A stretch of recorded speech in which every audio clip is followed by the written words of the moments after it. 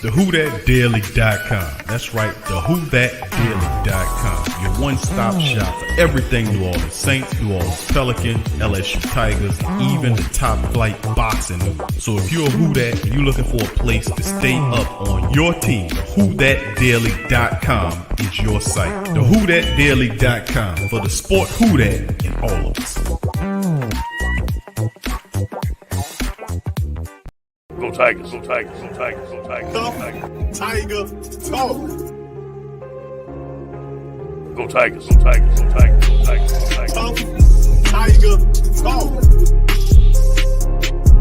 Go Tigers, go Tigers, go Tigers, go Tigers, go Tigers. Tiger Talk. Go Tigers, go Tigers. You're now listening to Tough Tiger Talk with Big Q and the guys on the Pro Media Network.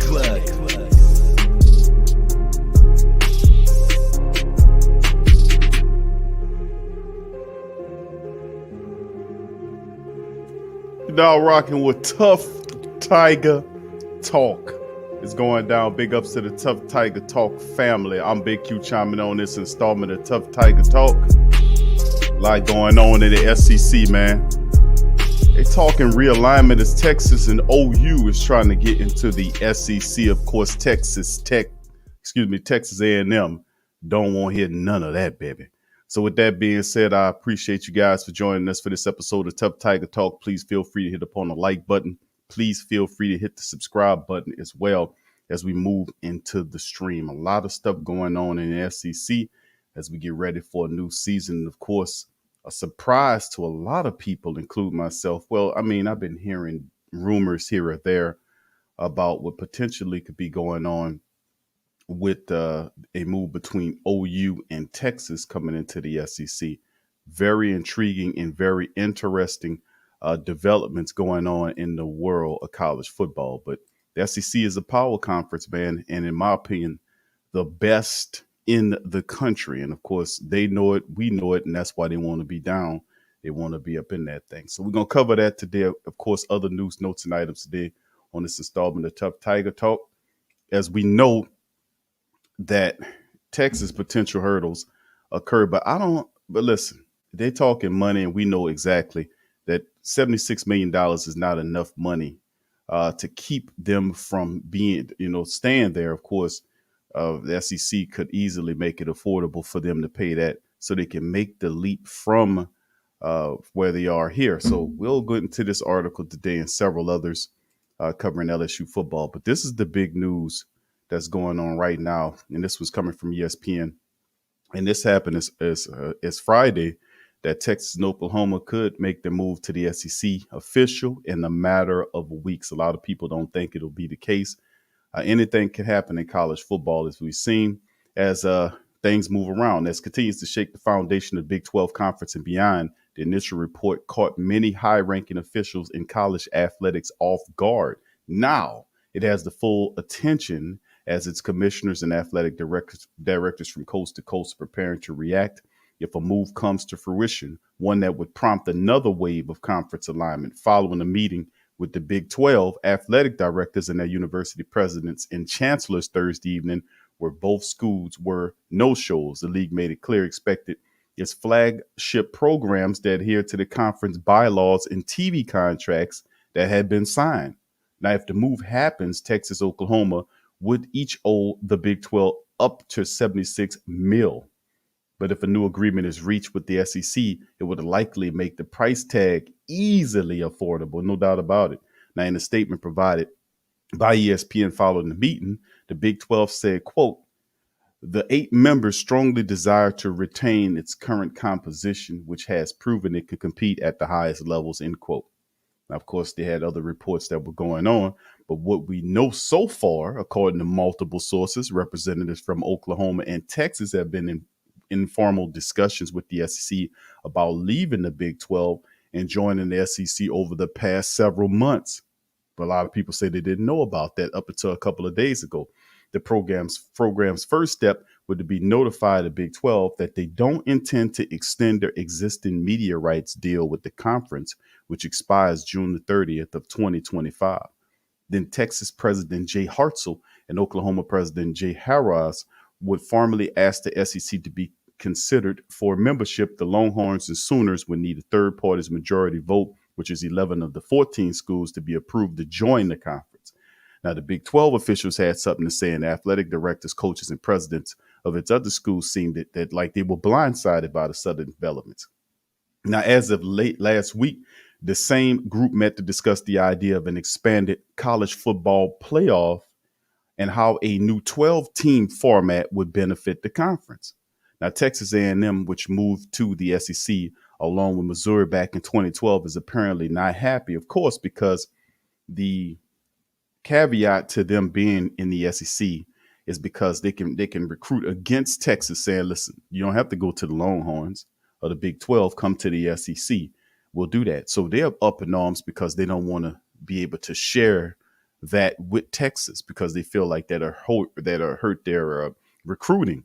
So they're bucking against that as well. And of course, according to some other information that's relayed in several articles, including this one, that the Texas A&M has the ability to vote against or veto any team that's coming into the SEC that's from the same state. So we'll see how this goes. But the news was broken by a Houston Chronicle reporter in the Aggies market right before SEC Media Days appearances by Aggies coach Jim Fisher and athletic director Ross Bajork. Big 12 officials and conference athletic directors and presidents and chancellors met via a conference call Thursday to discuss the situation.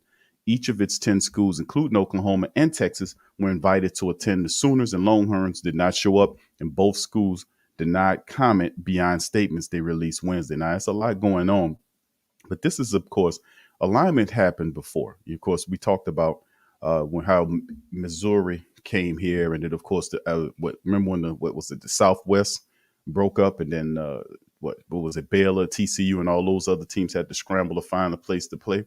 So, I mean, it was a series of different things that occurred in the alignment situation, period. But when you get down to the meat and potatoes of this realignment situation, we've been saying for years about the Texas Longhorns having an opportunity to pop up in the SEC and play. For a long time, we felt like, hey, man, Texas in the Big 12, the Big 12 got their thing going on, but come on, man. The SEC is the top in the country. The competition is better. The top players come out of the SEC. We're constantly playing for championships. Every year, if it ain't LSU kicking ass in the national championship, it's Alabama there. It's Georgia there. Some other SEC powerhouse there dominating in college football, going against one guy, whether it's Ohio State or Clemson year after year. How many times you see that? When we see the top bowl games, the majority of the teams playing as SEC teams. So we're going to bring in my key contributor on this one, GM Kev, into the fray and get his thoughts and analysis on the potential realignment plan that's going on. Kev, welcome in. The alignment situation that's occurring, potential alignment between Texas and Oklahoma. I want you to chime in. What are your thoughts? Can you hear me, Q? I can hear you fine, my friend. Oh, man, this is I'm not surprised. A lot of people was talking about this maybe years ago that some of those teams, traditional teams like a Texas, Oklahoma, would try to, get into the SEC. They've been dominating for the last, 12 to probably 15 years. So I'm not surprised. Right. And I agree with you. And this is big, man, on so many levels. And we're going to see exactly how it all folds, because it'll be intriguing and interesting on many levels to see how the Oklahoma Sooners and Texas Longhorns fit in the SEC, the competition, and so on and so forth. They're going to fit in. It's all about recruiting, Q. Like, they want to up their level to get on that 5-star talent again. Like, I guess more widespread. They used to have it like in the 90s, I remember, even in the 80s, and probably going back to some of the 70s. So, Texas has a long tradition, but it's, I guess you look at nowadays, people have forgotten about them. They've been like they used to be good, and, they're close to Louisiana, they're down south, and they don't get the recruits like they used to. So I think they're thinking, if we straighten our position to get into the SEC, that's a better shift. I guess you could recruit that or pitch that to recruits. and you will get more. Because I don't know, I do like it for its competition, but don't it seem like the SEC is becoming even more of a super conference team, like the super teams in the NBA a little bit? Like, do we really want that? And I think the Big 12 don't want it. It's like, hey, why is everybody going to the SEC? Now, we do understand that they do produce great talent in the NFL. They've been like over the, I also want to say the last 10, 15 years, they've been in the top 5 to 10. They always have 2 or 3 or 4 schools that's up there competing. But if everybody shifts to the SEC, where does that leave the other conferences? Right. I mean, the super conference thing. I mean, I don't know. I'm gonna just leave. I guess we can throw that question out to the Tiger family and see what they think about having Oklahoma and Texas in the SEC. But my take on it is, I think Texas Texas is a strong team to bring into the SEC. So is OU out of Oklahoma, in that region. I think it's intriguing, to be honest with you. And these are teams that'll bring, a powerful tradition there. Texas, what they've done in OU. These are some serious teams. Now, as far as being a super conference, I mean, I think they're the best in the country. So adding Oklahoma and Texas, I guess it does give you that appeal, but it most certainly don't take away from the football on the field. My goodness, could you imagine the rivalries that occurs when we bring Texas and OU in here? And it's going to be, you look at it, we already do battle Oklahoma and Texas for recruits, because Oklahoma do snatch Louisiana guys. So do Texas, especially North Louisiana. So by them being in the SEC now, and, Alabama and LSU and even Florida, they can't get all the guys.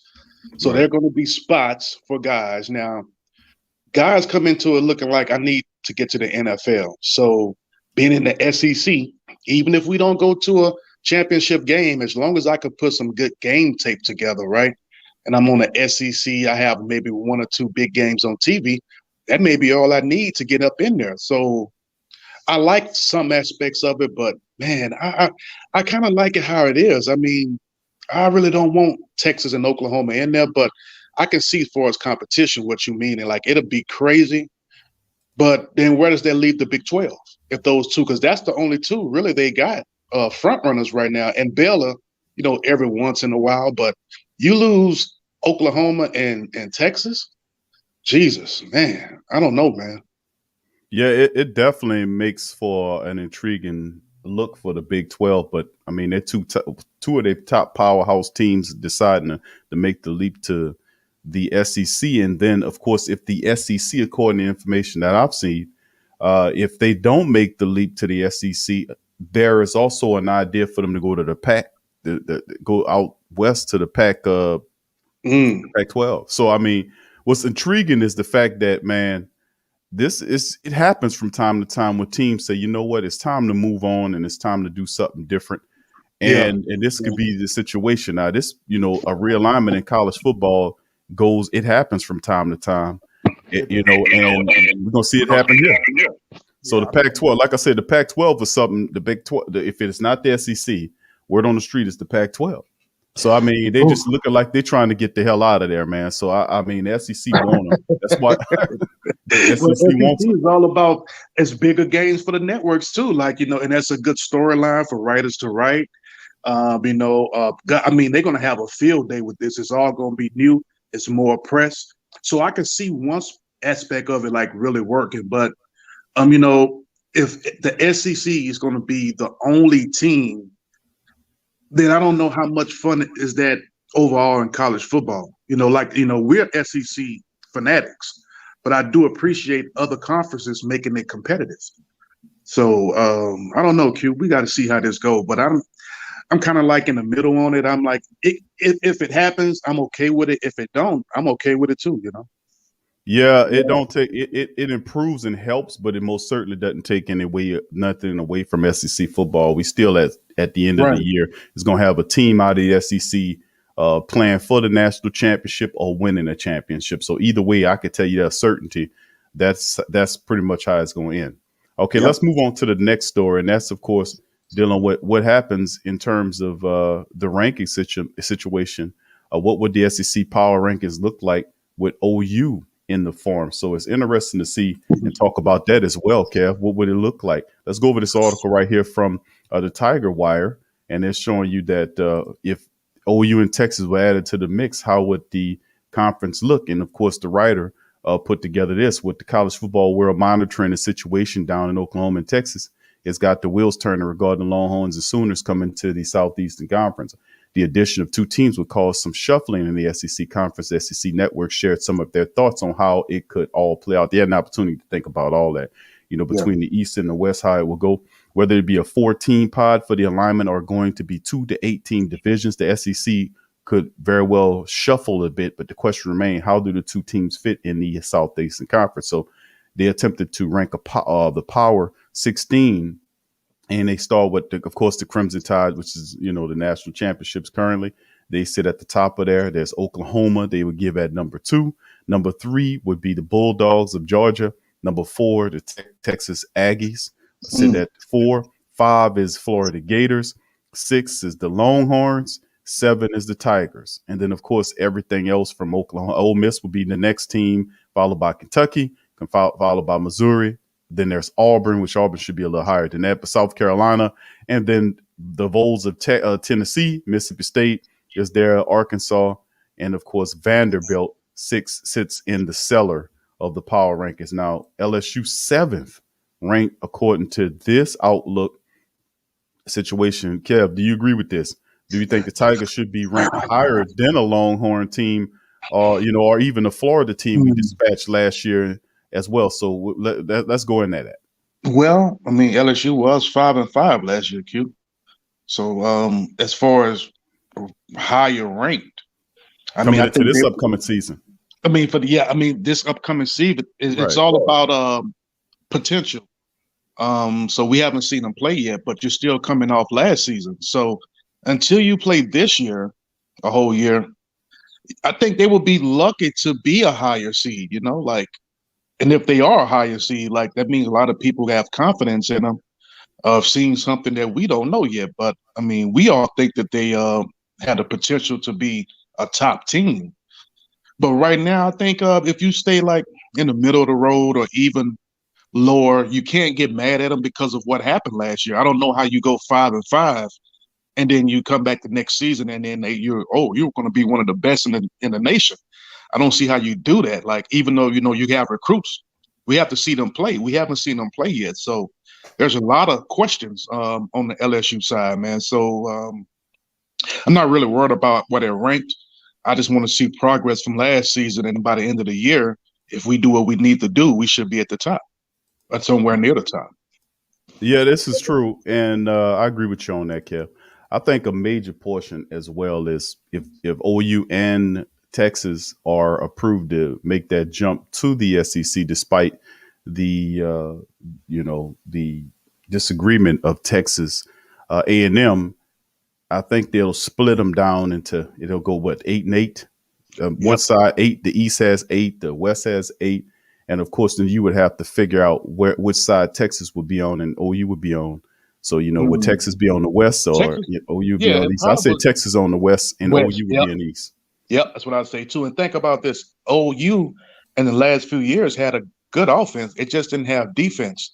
Now, let's just say if they had been in the SEC the last 2 or 3 years, could they have snatched some of those defensive players that was on other SEC teams and made it more competitive? You got to think about that. And they just snatched the number 2 quarterback in the top in the nation coming into this next year. So they're going for the fences. So if they was to get into the SEC, potential one of the best quarterbacks coming out as next season, this will be big for them, man, really big. And I don't know, it's going to get more stiff for us, man. The last thing we would need for OU to come in the SEC West and steal some recruits. We already battled Alabama, and now we have to battle OU too? Oh, man. Well, I think a big part of that, Kev, is you got to win. Bottom line, I mean, Coach O, that's what it comes down to. You got to win. I mean, they look at a lot of things, but those kids look at the fact that you must win. And Coach O just has to keep that great recruiting that he's been doing. And we'll have more than a terrific chance of winning, moving ahead into the future. Perennial winning, season after season after season, is the key to this whole thing. Foundational structure set in place where we just keep winning regardless of no matter what. None of this 5 and 5 nonsense. All right, let's get, speaking of the great recruiter, let's go into this next one here. We're going to listen to Coach O as he was at Media Day. We'll listen to a few things that Coach O is going to say about the teams, and then we'll respond on commentary with that. Here's Coach O at Media Day. Here we go. So, guys, good to So see one in the everybody. chat if y'all can hear it, fam. Well, first of all, I want to thank the commissioner for the job that he and his office did last year. What a tremendous job of communicating with us, sometimes on a daily basis, and doing a great job of getting us through the season. What a tremendous job I thought that he did personally. We're very proud here to be here at SEC Media Day representing the LSU Tigers. I brought two great guys today to represent us, Derek Stingley and Austin Deckles. We could have brought 10. We have a lot of guys that are coming back from our football team that are tremendous leaders. Derek's one of the top corners in America, one of the top players coming back, has become a tremendous leader for us. Austin Deckles is going to break the record for most games played by any LSU football player this year. But he was instrumental in getting our whole offensive line to come back. I could have brought a whole offensive line back here. They're a tremendous group of young men. Obviously, we're excited about this season. We have a lot of guys returning. We have an experienced team. We have a very good team, a very good coaching staff coming back. And I love the mindset of this football team and the leadership of the football team. A couple of things with offense. We brought back Jay Peets and DJ Mangus to run Joe Brady's offense in 2019, one of the most prolific offenses in the history of football, and that's what we're going to. And I think those guys are going to do a tremendous job. I'm also excited about the acquisition of Brad Davis in the summer, one of the best offensive line coaches in the country, along with Kevin Falk and Mickey Joseph. Those guys are going to do a tremendous job for us. Obviously, on offense, we got to battle a quarterback. I think it's healthy for a football team. I believe in both quarterbacks. Miles Brennan and Max Johnson, I think, are two championship quarterbacks. Whoever wins is going to do a great job at LSU. It's going to be a great battle. We're going to see what happens. We have offensive line coming back. Tyron Davis and John Emery. It's time. Tyron's in the best shape he's been. Kayshon Boutte coming in with some tremendous young wide receivers. We have a great offense coming back. I can't wait to see those guys play. On defense, I was very excited to be able to hire Durante Jones. He's an expert on the back end. Comes from Mike Zimmer's system, one of the best cover guys in all of the world, along with Andre. And along with Blake, I think those guys are going to do a great job with Corey Raymond on defense. We're excited to go to the 4-3 defense. Got our defensive line coming back. Got two of the best corners in America, and Derek and Eli Ricks. Got some young safeties, one of the top safeties in the country, two top safeties in recruiting. Got two tremendous young linebackers that we acquired through the transfer portal. And we're excited about that. We're excited about Katie York coming back, Avery Atkins on special teams. So I know you guys got a lot of questions, but I just want to give you a little preview of our football team. And any questions? All right. Thank you, Coach. If you have a question, raise your hand. Savannah, Riley, and AJ will get a microphone to you. We ask that you please stand and give your name and affiliation. So we'll go ahead and start up here on the front row to the left with Bob. Yeah. Hey, Ed, Bob Holt, Arkansas Democrat. Is that how you doing? I know you made a lot of changes with your coaching staff. Why did you pick the guys you did? How do you feel they're fitting in? And Brad Davis in particular from Arkansas, why'd you zero in on him, and what's he bring to you guys? Well, first of all, great to see you, Bob. Brad Davis is a guy from Baton Rouge, a tremendous recruiter. Known for him for a while, up-and-coming offensive line coach. You always have a group of coaches on a list in case something happens. Something did happen. He became available. We're very happy to have him. He's happy to be home in Baton Rouge. One of the things that, and I talked about this before, our coaches didn't know this, but when I was interviewing them, I was pretending I was one of our players. And I wanted to see how well they would communicate to our players. Because, coaches are going to know a lot of football, but it's how much that they can get to our players and how much our players will know. And every one of these coaches, they were 20 years, average 20 years younger than the coaches I had on the staff. Every one of these coaches made an A+ in communication with our players.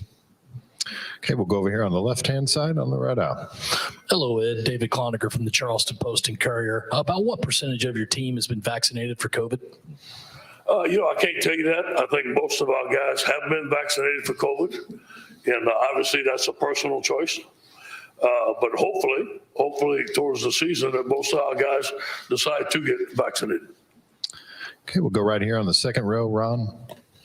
Yeah, Ron Higgins, TigerRightMagazine.com. Ed, how would you describe the past 12 months for you and your program? In the tough season and all the off the field stuff, it seemed like the hits just kept on coming. Yeah. And you could there's one crisis after another. Can you just describe how do you got through that and how do you continue to get through it? Yeah, obviously, you come up from the 2019 season, you're feeling good. You had a great season, and all of a sudden stuff hits.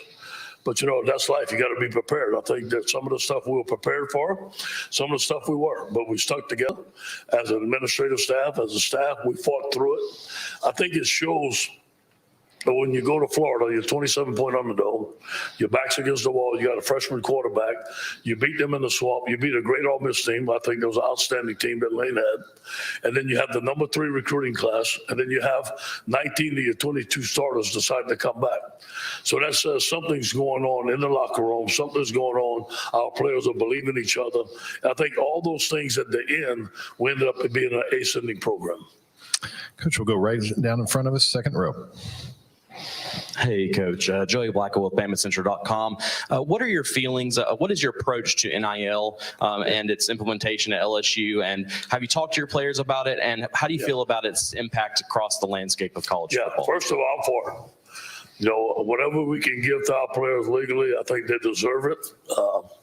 We hired an outside firm to give us some advice on how to handle this stuff. Now, a lot of our guys have taken the business on their own and done a very good job. I just know this, that, a lot of players, I think they're going to get a lot of stuff. Obviously, in the real world, it's not like that. You got to go out and compete. But I do hope that when we get to the locker room, the focus is on football. And I think that's where we got to bring the focus back. When it's time to focus on NIL stuff, focus on NIL stuff. When it's time to focus on football and academics, focus on football and academics. And that's what I'm going to talk about. Coach, we're going to go over to our left section, about 4 rows back. Michael Katz, Northeast Mississippi Daily Journal. Ed, obviously you have a history with Lane Kiffin from your time at USC. You also have a history with Ole Miss. I'm curious, when he was in the process of taking that job, did he reach out to you, and what sorts of information did you give to him? And on a sort of similar note, obviously we see Lane from afar. I'm curious what he's like, when the cameras aren't around. What is he kind of like as just a regular guy? Yeah. First of all, I think Lane's one of the best offensive minds I've ever been around. Notice that the first day. Lane's a friend of mine. He's a great recruiter. He's a great competitor. I think he's doing a great job at Ole Miss. He did not call me. I think his offenses are hard to stop. I studied his offenses against other teams. He's riddled other teams. He's probably the best game day caller I've been around. And I think that Ole Miss got them a great coach. Coach, we're going to go all the way to the back and the right. Lance Dahl here with the Auburn Network. You're talking about Durante Jones and how he's going to be able to help your defensive backfield. Schematically, what are some of the things that y'all are going to improve on in order to get your defensive backfield better prepared this season? I know y'all got the talent for sure. Yeah. We have to eliminate explosive plays. We had too many explosive plays, too many missed assignments, too many busts, too many receivers running down the field free. We played a lot of man, a lot of combination man, stuff like that. Some of it was simple. Some of it was too complicated. We're going to simplify stuff. We want our players to have their cleats in the grass. We're going to play a lot more zone. They won't be switching off at this level, switching off on that level. We're going to let our guys play, keep the ball in front of us, and make plays. Coach, we'll go right down in front of me, about 3 rows back. Tom Abraham, 97.7 ESPN. Coach, after a 10-game SEC schedule last year, any thoughts that you have about expanding the schedule to 9 or maybe even 10 in the future? Yeah, if they do it, I'm for it. I thought it was great. I'm excited to go play UCLA. I'm excited to go across the country and take the Tigers to Los Angeles. I'm excited to play my son. So, both of us have some advantages. One thing as a coach, I don't worry about that stuff because that's out my wheelhouse. If I have a vote, I'll vote. But whatever they tell me to play, I'm going to play. All right, we'll stay on this middle section on the left aisle. Coach Orgeron, Drew DeArmond, ESPN 97.7 The Zone Radio in Huntsville, Alabama. Talk about Neil Farrell on your defensive line. He came back last year. He opted out, came back to the team. He stayed and came back this year. One of those guys you're talking about. What are your expectations for him, and what kind of impact is Andre Carter going to have with him? Yeah, first of all, I'm so proud of Neil Farrell. I saw him down the hallway yesterday. I found out he just graduated from LSU. And I'm so happy for him and his mom and daddy. He's a great young man. He came back. Neil makes a lot of plays. If you look at the stats last year, he's one of our most active defensive linemen. He came back, got in great shape. I think he's going to have a phenomenal year for us. We're going to use a rotating defensive line. We have some young defensive linemen that are phenomenal. And probably the best recruiting class that we had on the defensive line coming in. Andre Carter is a force. He's a great young man. You think about this, he had 80.5 sacks. His daddy is Reuben Carter. He comes from great family, great stock. He's a great teacher, he's a great mentor, a great recruiter. I just hope I can keep him around for a while. He's that good of a football coach. As Coach shows some of his analysis and breakdown from the SEC Media Day that occurred early in the week, we wanted to share at least some of that with the family here at Tough Tiger Talk for those who didn't hear about Coach O. GM Kev, you heard several different topics Coach O covered in the breakdown. Let's get into some of those things. What are your thought process on what Coach O was bringing? Yeah, it was a good conference. You could just tell he's seasoned. The way he answered questions and how they try to catch him in the loop, and the way he answered is like very professional, very straight detail. Let's move on. So couldn't catch him in that twist right there. So I like that. He's been talking about the defensive side of the ball. Even I want to say a couple of months ago, going back, that he was really excited about a lot of the recruits and was comparing it to like where he coached in Miami, comparing it with Ray Lewis and Warren Sapp on the same team. So if they bring that kind of potential, they're going to be very fun to watch. My only thing is like maybe who do you put at safety? I think that's going to be a key. Both sides, who's going to be the safeties. Cornerbacks are straight. I think the front seven is good. So I think on that side of the ball, they're probably complete. The offensive side of the ball is where people may have some concerns. Offensive line, young quarterback, some of the receivers, are they going to step up? So I think that's where a lot of the questions going to come in. I like everything I hear so far. I like his output on, expanding the SEC. He's for it. When you're a competitor, you want to go play. So he's looking to go out west to UCLA. Which I really don't want to go out there, but we got to go anyway. So, yeah, man, he's ready for this season. He needs a winning season after last year, and they're going to be fun to watch, Q. So, very competitive team this year, I think. Yeah, I'm ready to go out there to UCLA too, man. Take care of business. I'm going to tell you honestly. Want to go out west, man. And I think that was Uncle Mozzy saying that, he was kind of nervous about that. I'm not nervous about that. I think LSU sits up well against UCLA. And plus, you ain't just dealing with a regular LSU club. You're dealing with a pissed off Tiger club that were 5-5, dealing with a lot that underachieved last year. And of course, a lot of the changes occur. And that's the thing that we have to remember, that this was the off season of change at LSU football, man. You had Coach O bringing in new defensive staff members, to get the defense back together, bringing in new pieces for the offense with Peets and the rest of those guys. And in the attempt to rerun or run back that Joe Brady style of offense that walked through college football a couple of years ago. So, there's a lot of changes going on. That's why it's an excitement in the Tough Tiger Talk family, that, LSU will take care of a lot of business this year. It's a lot of moving parts here, but we definitely headed in the right direction as far as I'm concerned. I believe that. I'm really ready for this year because we need it.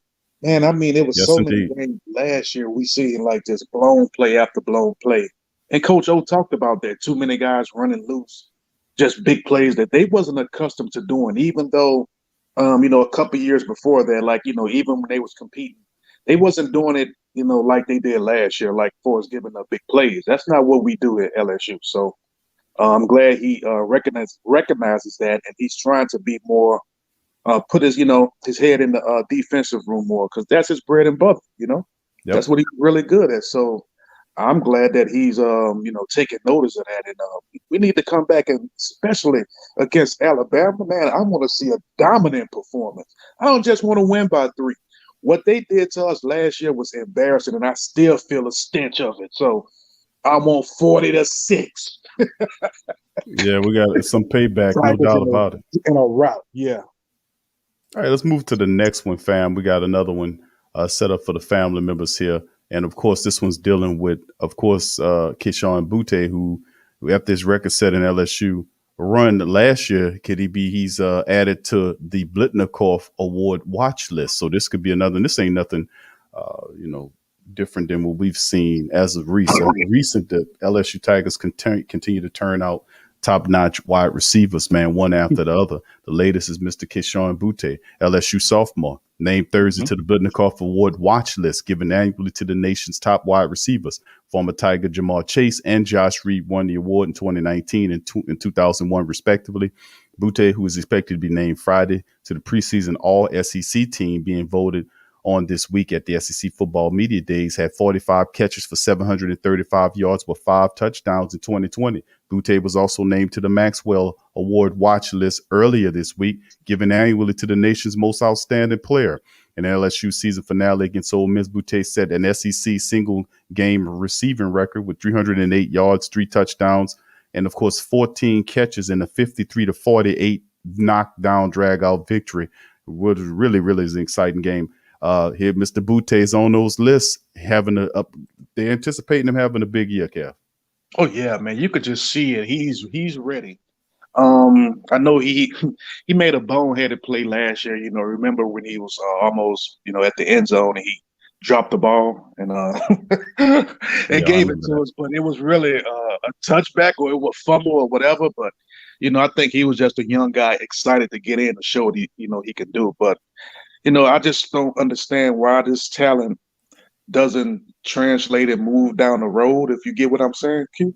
Yep. Just keep on going down the road, and why doesn't never get there? And, we see what they do in the next league. And I'm not going to get into that. I'm always mad about that. I don't understand it. I would never understand it. But, yeah, man, LSU is turning out top-notch talent. I want to say for the least maybe, 10 to 12 years.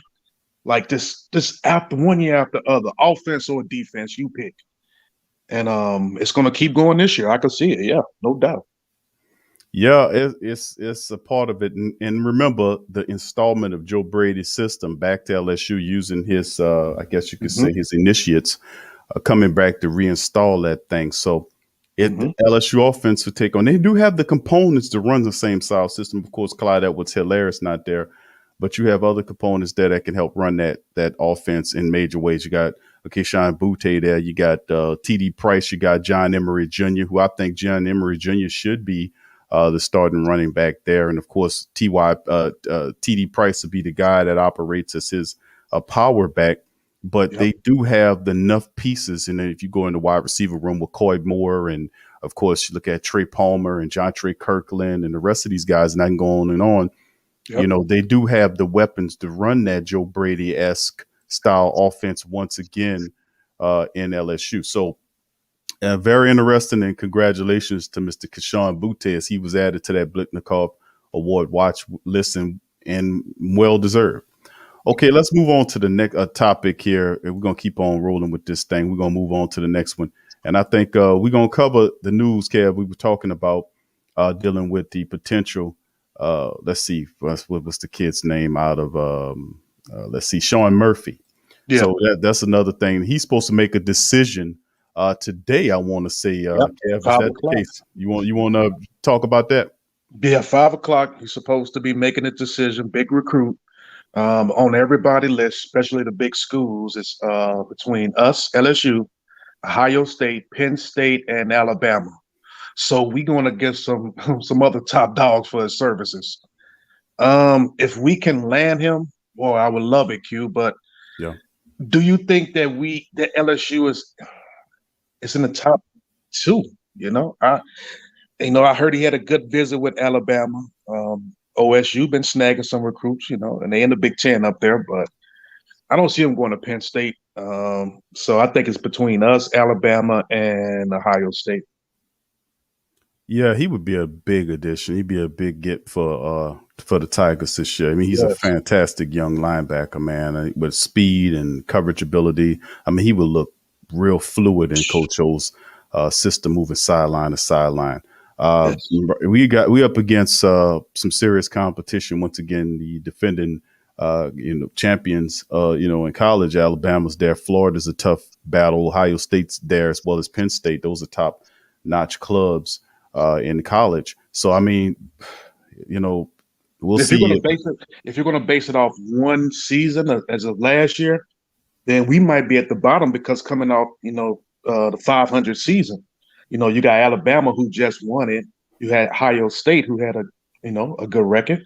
You had Penn State who probably had one of their best records in a long time. And even Florida, I want to say, had an overall winning record, So where do we rank in that? Jesus, I do appreciate being considered for it, but it's one of those long shots. If you can gamble, roll the dice, and you struck gold. If not, you still got a backup plan. So I'm quite sure LSU got a backup plan if they don't snatch them, All right, and well said, Kev. We're gonna bring in Uncle Mozzy to the stream. He has some technical difficulties. He can drive it on. Uncle Mozzy, are you there, sir? I am. All right, Uncle Mozzy, welcome on in. We were talking about potential prospect Sean Murphy, who has a decision to make Sunday at 4 p.m. Central Time. What are your thoughts on Sean Murphy, the East Coast linebacker? When is his deadline? His deadline's today at 5? Yeah. 4 p.m. Central Time, our time. Oh, okay, 4 p.m. Central Time. Okay, so 5 o'clock Eastern. I mean, I think that'd be a good snag. I don't know necessarily how we looking in the running, as far as coming from, him coming down to a Southern team from the East Coast. They're generally reserved for those Big Ten teams, Yeah. So hopefully we can snag him. I mean, that'd be great if we can, but I mean, you know how that goes. It remains to be seen. We all looking good. We all in the running, but it wouldn't shock me from some left field decision at the last minute. Yeah, to me, Mozzy looked like he might be heading to Ohio State. I would think that would be his favorite. That's more their speed. Yeah, that's more their speed. Those East Coast guys, for whatever reason, I don't know. They swear by the Big Ten. I don't get it. I've been trying to figure out, I guess, the last 2 decades what makes the Big Ten so attractive. I don't get it, but I mean, to those guys in that part of the world, man, they really look at Ohio State, Minnesota, Michigan State. They look at those like SEC teams. I don't get it. They do. Yeah, they do. And I don't expect us to sign him. I mean, I'll be shocked if he picks LSU, man. And that's not saying that because overall the last few years we've had, I think we've built up a great resume to get a lot of good talent. But you pressing it off 1 year, I would think he's probably gonna go to OSU or Alabama. Yeah, and what really kind of surprises me about that is being a true kind of that. Now, he's not a true East Coast guy or a true Midwest guy. Coming out of VA, man, kind of that in between, like kind of East Coast, but still has some kind of Southern heritage. I thought that some of the other schools like Virginia Tech, maybe Virginia, Maryland, the Terps, I mean, they got a lot of programs, especially in the Big East and the ACC, that I think he can walk in right away and get a starting job almost immediately, especially, given his stature. What is he going for, about 6'2", 6'3", maybe 220? So he's not a small kid, and I think going into a collegiate program, coming out of high school, he's going to automatically pick up 15, 20 pounds in that offseason after eating and training and, everything else. So I think that he could have went to another program like that and stepped almost immediately and been a factor. But, I mean, if he wants to take the hard road, so be it. Yeah, I agree. Yeah, it's intriguing. Yeah, I mean, I agree too. I was just looking at more articles on him, and several of the top recruit websites are predicting that he makes the choice for Alabama. They got Alabama on the top of his list. As you can see, I got one here. The crystal ball prediction says that 100% Alabama, that he commits to the Crimson Tide. So we'll see if that is the case. But he would definitely be an intriguing prospect. As I see me strolling down the list, and according to this, it's supposed to be his favorites. You got Alabama, Florida, and LSU as his third favorite there. And of course they were saying who they recruited by. And of course, this young man, according to this information, was recruited by Blake Baker, who's currently, LSU prospect as well. So, I mean, it's interesting, man, to say how it is. But, like I said, Coach O's squad, man, he keeps these things. He might surprise us here. Might throw us for a curve. Can I just touch on something right quick? Yeah. Here's Cool. the thing. I think that these college guys or these high school guys coming into college, they really kind of need a liaison to try to tell them, because this is my train of thought, right? I don't see a situation where he goes to Ohio State or anything in the Big Ten and has success. The reason why, he plays linebacker.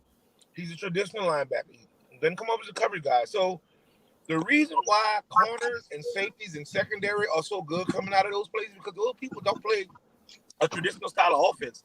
So it's tough for a defensive lineman or a linebacker to get the notoriety in those schools as it is like an SEC school, because they don't believe in running the ball. Everything's a pass. So when you're a linebacker, especially a non-coverage linebacker, you kind of get lost in the shuffle, and you don't have the same level of success that you would playing in a Big 12 or maybe an SEC type of program. So it makes sense for him to go to Alabama, LSU, or Florida, but that still doesn't stop the intrigue. For whatever reason, those East Coast guys loving Big Ten schools. Yeah. It's I don't know. I wish we could get this recruit like Q said. He fits to what we do, like to a T. But man, it's going to be hard coming off last year, and then we have Alabama, who still defending champion. Throwing all this stuff at it. Looks good. You got a best chance to win it again. We was 500, so we got to be real about it. So hey, that's what it is, man. Right. Yeah. We're gonna move on from that, and we'll see. Like I said, 4 p.m. Central Time. Mr. Murphy will make his decision on where he wants to play, and like the odds makers are saying, the choice is going to be. They're thinking it's going to be Alabama. Of course, on his list, according to their rankings, is that LSU is third behind Alabama and Florida to get his services. So we'll see how it all lands or if he'll listen to Blake and come here. So it's a lot to be said there. But anyway, Uncle Miles, we covered earlier about the prospects of Oklahoma and Texas joining the SEC. Before we end the stream, what are your thoughts on that? Man, I to be honest, I wouldn't mind it, but I think that it will water down college. If you did that, it would destroy college sports as you know it, because there would be no bounds. Destroy it. Destroy. I agree with him, Q. I don't kind of you can't do that. That's like a super team conference. That's a super conference, bro. Yeah. You can't do that. Like, so, okay, the ramifications of that is, okay, if they allow this to happen, what would stop that from happening in the Pac-12 or in the Big Ten or in the ACC or the Big East? So let's just say Clemson gets tired of putting it in ACC. Let's just say they decide to convert over to the SEC, or let's just say they decide they want to take their talents to the Big Ten. What happens to the ACC and Big East that are already weaker conferences? If let's say Florida State, Miami, and Florida State, Miami, VTech, and Clemson, those are the 4 most powerful schools in those 2 conferences. Let's just say they decide to all join forces and all go to the Big Ten. What happens to the Big East and ACC? Duke and North Carolina now become the tops? Come on now. I mean, listen. Good point, though. Good point. Listen, I'm just going to keep the universe will not implode if Oklahoma and Texas decide to leapfrog from the Big Ten into the SEC. I mean, this has been talked about for a long time, right. Of course, the money was an issue at the time. Oklahoma was winning where they are. I mean, Texas was winning where they at, and we've been considering Texas coming here, and obviously there are various reports saying that if OU and Texas doesn't come to the SEC, that they are considering a move to the Pac-12. So, I mean, I don't know, I don't think it implodes college. It does mean that you do get a boost because both of these are storied colleges with a rich history in football. It would definitely give the SEC, which are already the top conference. Let's not pretend that the SEC is the standard of college football. I mean, we always are down. I mean, we already, if you think about it, to a degree, are a super conference. I mean, we are kicking everybody asses and winning the championships every year. If it ain't Alabama, LSU, or another SEC team beating an ACC team or somebody else for a national championship. I mean, Texas and OU recognize, hey, man, the SEC is where it wants to be.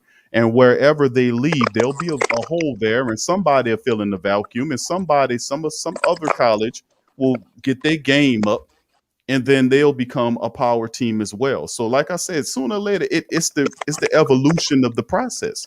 We can't be traditionalists for forever. Eventually, some things have to morph and change. Some schools will get stronger and bigger and better, and some schools won't. That's just the evolution of the process.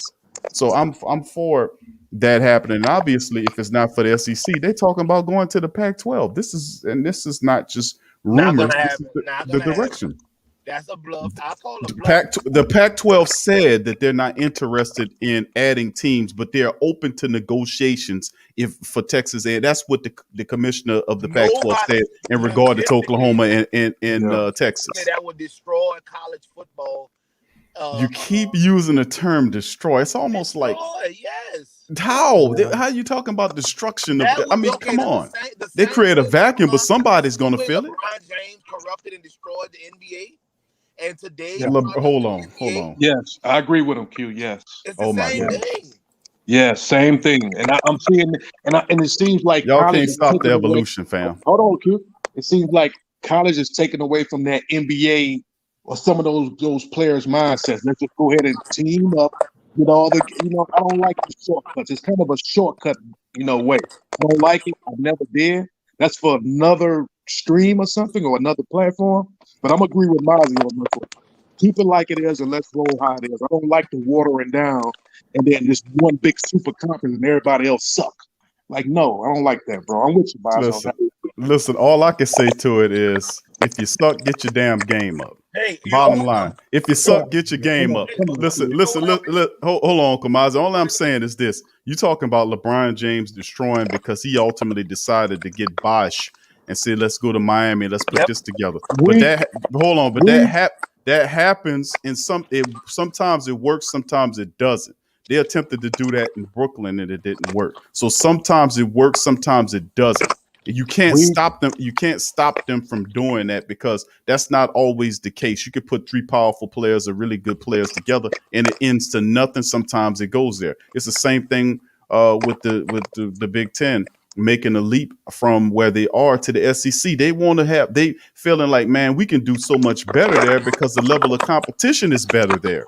You can't say, well, y'all stay there because it's best for y'all to stay in the Big 12 because we feel like you will destroy college football. If you ever dreamed of leading, you'll have this seismic universal implosion on every level if you guys decide to move. That's absolutely ridiculous, man. Yes. I mean, that's the evolution of college football. I got you with the Mozzy vote. All I'm saying is that you go. All I'm saying, I got you with the Mozzy vote. I got you. I wrote it down. I got you down. Right on this one though, bro. He's right on this. No, he's not right on that because he is not. He is not. He is absolutely not right on this.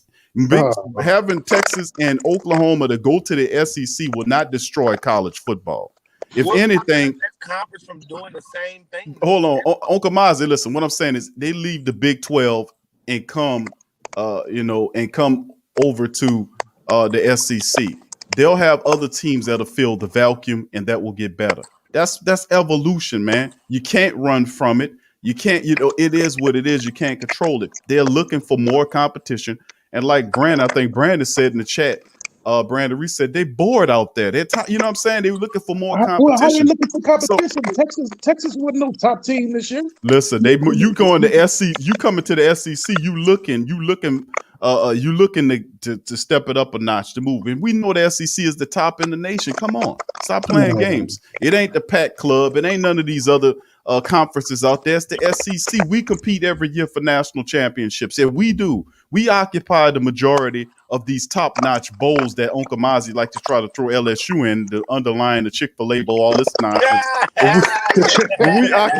we occupy the top bowls here. We do. The SEC is the truth, man. And Texas and Oklahoma realizes it. And I'm not mad. They say, let's come. Can we join your party? And we say, yeah, y'all can come on. Or GM Kev and Uncle Mozzy. No, you stay where you are.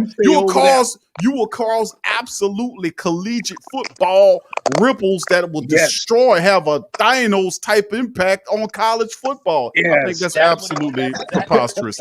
I think it's absolutely preposterous. I think it's the evolution is Texas wants to come to SEC.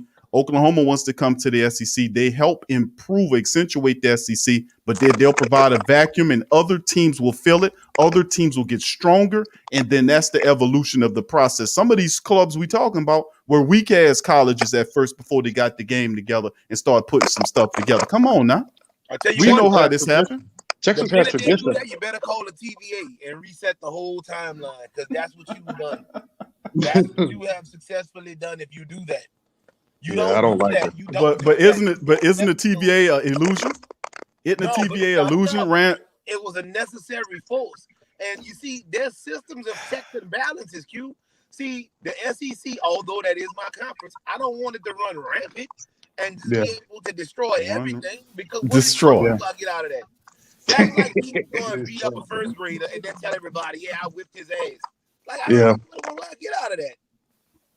Yeah, every team that means anything in college football, period. And they already hate us now.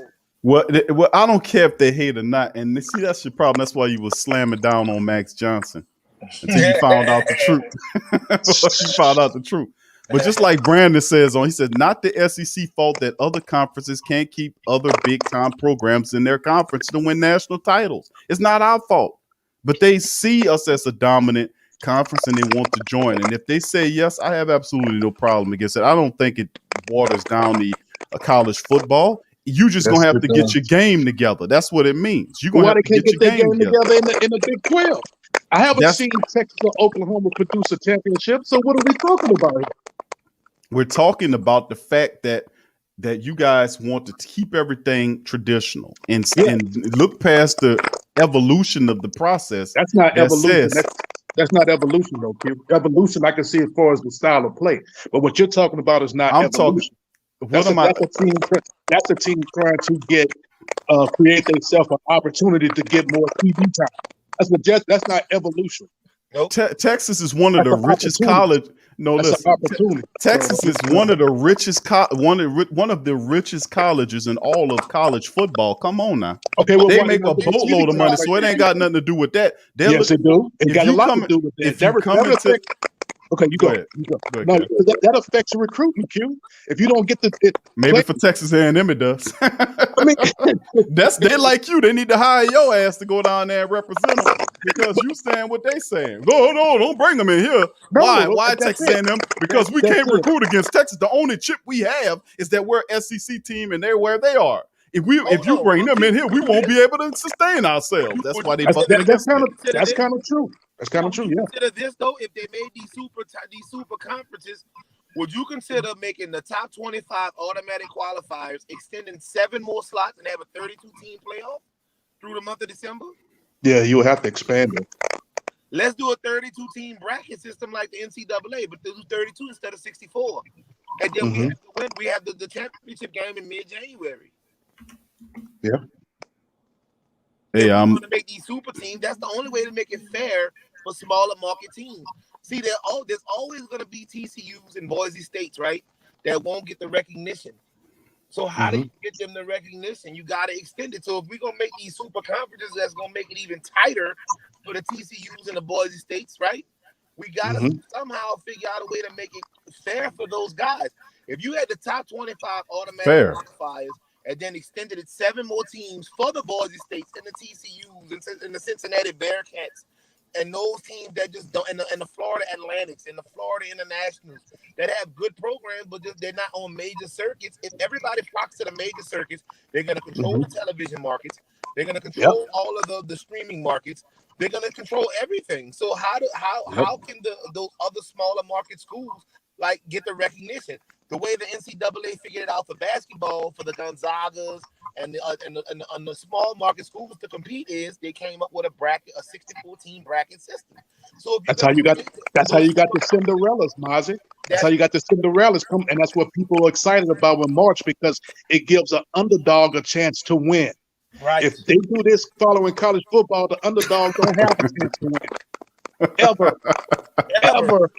So let's do 32 teams. So here we go. We got. I don't care. We're going to get all the best players and put them on one team. Listen, all I'm saying is that it's going to happen anyway. It's going. I mean, regardless or not, these teams, OU and the Longhorns in Texas, these guys are looking to jump to the SEC. Why? Because it's the best conference in all of college football. Bottom line, SEC kicking ass. So me and you know that, they know that too. That's not a secret anymore. They want to be a part of that. That helps enrich what we got going on in the Southeast Conference, in my opinion. And I think that if the SEC wants to make it happen, there was that caveat of the $76 million that they would have to pay to get out of, I think, that TV deal or whatever it is, and that will not be an issue because LSU would give them more. I mean, not LSU, the SEC will be able to definitely, make that money go away and then some.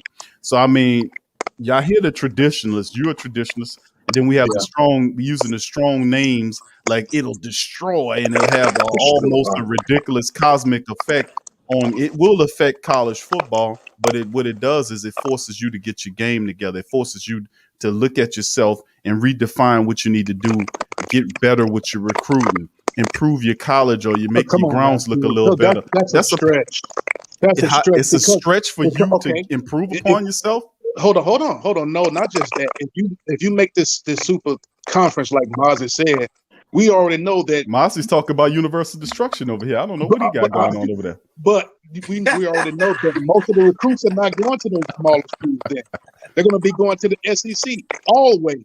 So you're not going to have. So by the time whoever going to win the SEC is going to automatically win the championship because they're not going nowhere. So how does the smaller teams get better when the recruits are not going to be? Life according to Q is as follows: the NCAA 2026, Pac-12, Big 10, Big 12, SEC. That's it. And the independents that like Notre Dame belongs to, he'll be happy. Yeah. He'll be happy with it. Yeah, Q happy with that. He's all about the destruction and the little man. Right. That's him. I'm for the destruction of of college football. How about that? That's the first. That's the first. I'm just saying. The only thing I can tell you is, bottom line is, you gotta represent. You gotta get on your game. You got to, if you're going to get stronger, you're going to have to look at yourself and say, we got to improve upon this. We got to improve upon that because the landscape is changing. And nobody going to hold your hand and say, this is how you win college championships or be competitive in college sports. Shut your damn program down if you can't keep up. Now, so you're saying that, Q, because if you was one of those small black colleges coaches and trying to get recruits, you would feel a whole lot different because not really. Because I knew. Come on, Q. You're not going to get recruits. No, listen. I'm saying like this is if I'm a small black college recruit from a small black college, then I would do everything I can to reach out to people to bring them on to my program, and I would just have to. I mean, whoever I got to reach out to, there are a bunch. You might not land a couple of the top recruits against a college because that's going on right now. Let's not pretend like what you're talking about is not happening right now. So, I mean, they'll find recruits and they'll find players to play for them every year. You're just going to have to dig a little deeper. You're going to have to go to the places that most people don't know to go to. I'm trying to tell. I just said that. Yes, I did. And I'm not saying anything that is not untrue or that is not going on today. And But I Q, just they're said, gonna be getting hold on, five-star Kev, recruits. You're gonna be getting two-star recruits. but that doesn't necessarily mean and translate in success. You might have a coach there that might not know what to do with those guys. You might have a whole team of 5-star recruits. Maybe that 5-star recruit don't want to sit behind for 2 years behind that other 5-star recruit. And you offering them an opportunity to start right away. This will be your team. We'll build around you. This happens all the time. This ain't nothing new. But it would change if this super conference is coming to play, though. That's what You we're saying. talking, listeners, you talking 2 teams. We're talking 2 teams, and then 2 teams will replace the teams that left from one. One will move from a lesser conference to a larger conference. Don't pretend like this hadn't happened. If we go back into the past, we will realize that Tulane was a force back in the day before they did their little shifting. And you say Tulane garbage. Yeah, but back in the day, Tulane was going. They had one good season, Q. No, you better go and do your research. 98 Q. Sean King. Okay.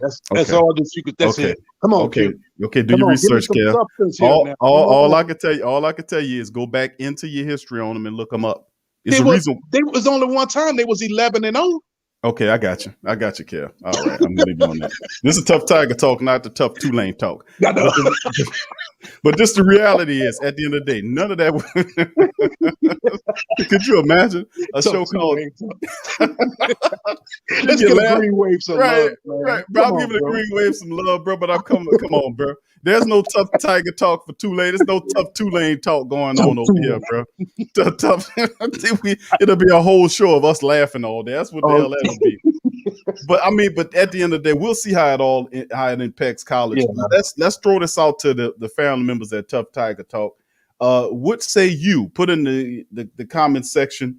What do you guys feel about the move Oklahoma to Texas? Do you agree with Uncle Mozzy and GM Kev that it will destroy college sports and have a Thanos epic level implosion? Almost serious to like the snap, or do you guys think that people just have to get their game up, man? Y'all just gonna have to work a little harder, be a little smarter. You're gonna just have to get your game up. I mean, this is what's going on right now, but big teams leave to the big conference, then guess what happens? Other teams jump to where their spot was and they move up their progressions as well. It's like going from you can't keep them in middle school forever. Sooner or later, they're going to leave middle school to get to high school. You can't keep them in high school forever. Sooner or later, they're going to move from high school into college. They're not going to stay in college forever, even though some people feel like they go to college forever. But you can't keep them in college forever. Eventually, they'll move out of college to where they belong after the training is complete. It's the same damn thing when it comes to this. You can't keep them. It's growth, and every program grows, and you can't keep them fixated to where they are forever just because it fits the narrative that you will not destroy college football if you decide to go here. You will implode everything. So now I don't buy into that. But anyway, let's see what the family members have to say. Y'all put it in the chat. Y'all put it in the comment section. Y'all let me know how it feels. Kev, I'm going to give you the last word on it before we close the stream. Well, despite all that, getting back to LSU, man, we don't have long before the season starts, and we already know going out to UCLA first game of the week, we're going to know right off how this team handled adversity. And hopefully the COVID standards change a little bit, for on the better side for us at that time, because it's spiking out there. So I'm hoping that game don't get canceled, Q. Nobody hasn't talked about that. So let's just see what happens. Hopefully the game, everything stays healthy, is in play, and if everybody can come in there and have a packed house, it's going to be interesting. I tell you that it's going to be very, very interesting. So we'll see. Yeah, I was looking at that, man, and I can't wait for some of the football to get going again, Kev, as well. For the potential, schedule coming up with them, and we have these different things going on, and of course the mask mandates are going back up. So we'll see, man. It's about a month away. I think it's September the 4th. It's the matchup with UCLA out there, and I can't wait, man. It's time for some football. I know a lot of people are kind of antsy to see that as well, but it's only a matter of time, man. September the 4th at 7:30 p.m. And I think you'll more than definitely probably see them institute that, because I remember we covered an article on the last show talking about the fact that this could happen. But we knew that the LSU marching band would not make the trip to UCLA due to the C-19 cuts that was dropped by the Daily Advisor. So, so I mean, we're gonna see how it all goes. But we're gonna be in accordance to whatever they got going on out there, and go out there and just whoop the piss out those people. I mean, bottom line, we have no choice. We got to establish ourselves this year in a major way. So Uncle Mozzy had a technical glitch. He dropped out again. He's attempting to reconnect back here, and we're gonna just wait for him for a second there, Kev. So feel free to we're gonna build on another topic or subject and go into it. Looking at LSU going into the season with the QB situation. Let's look at the QB situation and the fact that they're trying to recreate the Joe Brady offense that we had here before. Okay, you have Max Johnson, in my opinion, fits it better. And then you have Miles Brennan, and there's Garrett Nussmeier there, who a lot of people feel that he's a long shot because he's a true freshman coming up in this thing. Of course, we have our line together, except for, you got Cam Wyatt and Ingram and Liam Shanahan and the rest of those guys, and Austin, there as well. So we'll see how it all shakes and go. But I'm really excited about the offensive pieces of Kayshon Boutte and the rest of those, John Trey Kirkland and Trey Palmer and all these speedsters, Jare Jenkins. I mean, what do you think about the offense? And then we'll cover your take on the second team, the special teams. You're saying that there was a hole at the safety position. Yeah, you know what? And this is the craziest thing. I don't think people don't talk about because it's not really popular. But I think one of LSU best players is Cade York. And people are going to be like, what? This dude is a good kicker, bro. And you'll be surprised if this guy goes, I'm more than sure he's going to go to the NFL. You get into that fourth quarter, the game is tight. You need a field goal to win it. Don't it come in handy, Q, where you need that field goal to hit it and the buzzer go to 0 and you're going to the Super Bowl? Remember that feeling? So Cade York is a good guy, bro. I've watched him kick for a long time. He's a good kicker. He's really good, bro. I don't want to give him some shout out because he don't get enough love. As far as the safety, that's going to be I think that's still up for grab who they're going to pick. They're competing for it. They gave up a lot of big plays last year, so I'm quite sure they want to be more tight on that. The offensive line, if they can hold up in protection, and what is Max Johnson going? Max Jones, what is his name? Max Johnson, right? Max Johnson. Max Johnson. What is he going to do, man? Because the only way that offense works is if you got a good quarterback. Joe Burrow, that was Drew Brees' offense at one time. So the quarterback is the key to that offense, man. It goes how he goes. Yeah, that's a big part of it, man. And they pick it up. We'll see some smoke, and I think college can be really afraid. Max Johnson moving around, mobile, throwing the ball, running attack returns as well, because that's a big part of spreading them out so we can hit them with our athletes running the ball. And we give an opportunity for a running back who I really think it's going to be terrific for LSU's John Emery Jr. He has the ability to run inside, outside. He catches the ball out the backfield. He can be everything. He's one of the top recruited backs since Leonard Fournette. So it's a lot riding on his success. And they definitely have the system in place to accentuate the talents of John Emery Jr. And, of course, mixing them with TD Price and then having that speed versus power situation and then all those weapons all over the wide receiver position. And, of course, even at the tight end position, us losing who we lost and then come back, we still have Cole Taylor there to kind of implement help, and Jalen Sheed and a few of these other guys, Nick Starks. So we'll see how that all kind of breaks as well moving forward. Then on the back end of the defense, I think you look at, we talked about Derek Stingley Jr., who was there at SEC Media Day, and Eli Ricks being the top tandem in the country. And, of course, you talked about guys before like Dwight McGuffin and Cordell Flott and the rest of these guys, man. So, I mean, I love nipple position. Yeah, that's going to be a key too. Yeah. Yeah, I love what they bring into the fold. And, of course, the safety's back there with Jay Ward as a junior. And, of course, Todd Harris. How do you feel about Todd Harris and Jay Ward as safeties in the secondary? I like them. But, Coach O said that, they're going to compete and the best guys going to be back there. Yep. So, they're going to go through a whole series of, game type situations in practice and see how players respond. So right now I do like them, but I want to know who's going to step up and win that, who's going to take control of that position. Is it somebody we don't see yet? I don't know, but I'm waiting to see on that because we got cooked last year in 50 plays or more downfield, man. So Jesus Christ, we got to improve on that, Q.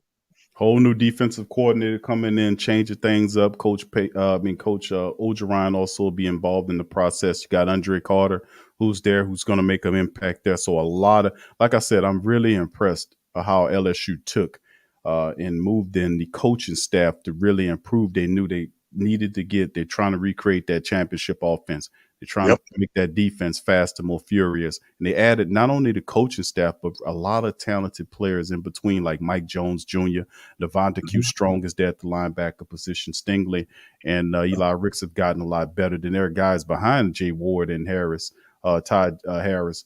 Guys like Major Burns and Jordan Tolles and Derek Davis and Ryan Sage and all these type of guys. So we don't know if these guys are going to push those guys on out to wait for starter minutes. But anyway, the team right now, a lot of people not putting a lot on LSU right now. A lot of people believe in the championship run was a bit of aberration for those outsiders. We know it's the real deal, and that's why we're going to really show them this year what the Tigers can do with, having and working upon and keeping that fast and furious offense we had, along with a nasty, mean attack and defense. I mean, they really are looking good, and plus the future is bright for LSU. So, man, listen, I think we're going to do really good this year. Anyway, that's going to do it. Go ahead, Kev. You want to respond to that before we go? Oh, no, man. I was definitely agreeing with you. Like, you hit the key points, and the only thing left is to play ball. So let's do it. Play ball. Coming up September the 4th, LSU will take on at 7 p.m. I want to say that's the Central Time that we will have. Mountain time is probably like about 5 o'clock out. 5 hour time. 2 hours back. Yeah. Oh, no. Their time out there, LSU be playing it probably. It'll be 5 o'clock out there, but it'll probably be 7 o'clock here on our time. Yeah, it's saying 7 p.m. our time. So our time. So okay, cool. It'll be on Fox. So with that being, it's a ways away. So we're not too far up the road, but man, I know y'all itching for some LSU football. I know I am. Yeah. So with that being said, we're gonna clock out on that. Once again, I'd like to thank you guys for joining us on here on Tough Tiger Talk. Please feel free to subscribe if you aren't a subscriber. Feel free to share the show links on your social media. Hit the like button as well as we continue to build Tough Tiger Talk to make it one of the top platforms for LSU football, baby. So with that being said, Kev, another fantastic show, my friend. I'm going to talk to you later. Uncle Mozzy as well. And go Tigers. Go Tigers.